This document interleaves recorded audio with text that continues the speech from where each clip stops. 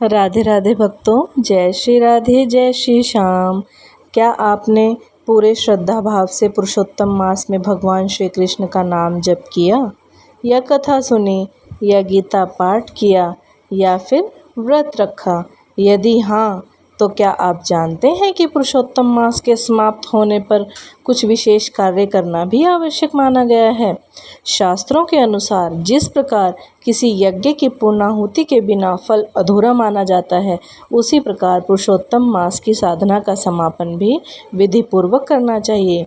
आज हम इस वीडियो में जानेंगे पुरुषोत्तम मास समाप्त होने पर क्या करें, उद्यापन क्या होता है, कौन सा दान करना चाहिए, भगवान को धन्यवाद कैसे दें और कौन सी चीज़ें भूल कर भी न करें।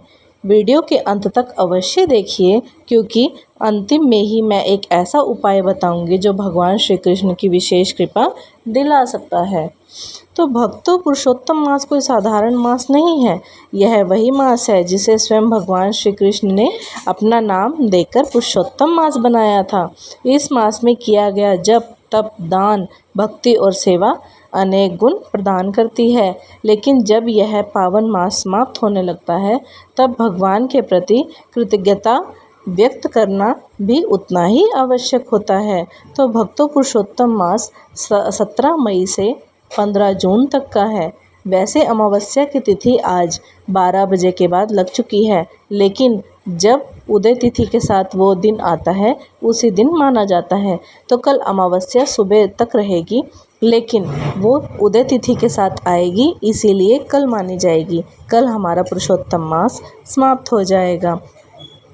तो उद्यापन का क्या अर्थ है? उद्यापन का अर्थ है किसी धार्मिक व्रत, अनुष्ठान या साधना का श्रद्धापूर्वक समापन। यदि आपने पूरे मास कोई नियम लिया है, चाहे वो नियम नाम जाप का था, गीता पाठ का था, व्रत का था या कथा श्रवण का था, तो अंतिम दिन भगवान के समक्ष प्रार्थना करें, हे प्रभु, आपकी कृपा से मैं यह व्रत पूर्ण कर पाया हूँ।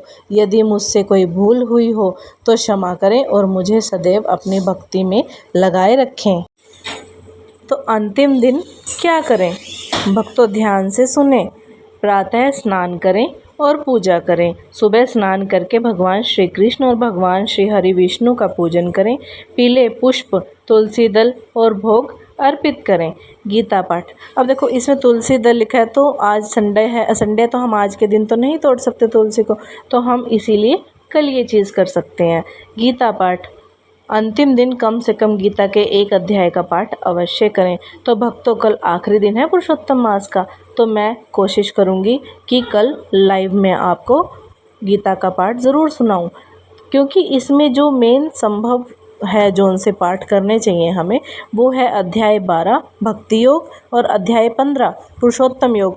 अध्याय 12 तो हो चुका है, तो अब हम 15 अध्याय का पाठ कल कोशिश करेंगे कि लाइव में हम उसका पाठ करें। अब देखो, पहला तो हो गया हमारा कि प्रातः स्नान करना है, पूजा करनी है। दूसरा हमारा हो गया गीता का पाठ करना है। तीसरा है हमारा नाम जप, कम से कम 108 बार नाम जप करें। या तो ओम नमो भगवते वासुदेवाय का कर लें पाठ, या फिर राधे राधे का भी कर सकते हैं। तो और उसके बाद चौथा हमारा यह है कि भगवान को धन्यवाद दें। आजकल लोग मांगने तो बहुत आते हैं, लेकिन धन्यवाद बहुत कम देते हैं। कुछ समय शांत बैठकर भगवान से कहें, हे प्रभु, आपने मुझे भक्ति का अवसर दिया, इसीलिए मैं आपका आभारी हूँ।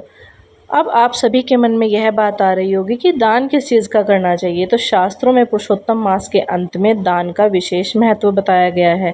अन्नदान, ज़रूरतमंद को भोजन कराएं। वस्त्र दान, गरीबों को कपड़े दें, या गीता या अन्य धार्मिक पुस्तकें भेंट करें। गौ सेवा को बहुत महत्व दिया गया है। गाय को हरा चारा दें, गुड़ दें या रोटी खिलाएं। दान हमेशा अपने सामर्थ्य के अनुसार करें। जितना आपका सामर्थ्य हो उस अनुसार ही दान देना चाहिए। दिखावे का दान नहीं देना चाहिए कि दूसरों को दिखाने के लिए।